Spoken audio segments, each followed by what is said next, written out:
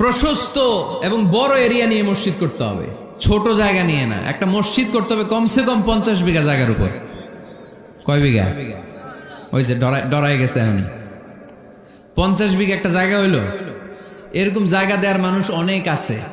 ওনারা এরকম সুন্দর মাস্টার প্ল্যান দিতে হইলে আজকের এটার পরে যে কত ফোন কল আমার কাছে আসবে যে হুজুর আমি 50 কোটি টাকা নিয়ে রেডি, আপনি এসে উদ্বোধন করে দিয়ে যাবেন মসজিদ। শুনবেন আপনারা কয়দিন পরে, আজকের এই আলোচনার পর ইনশাল্লাহ। পড়েন,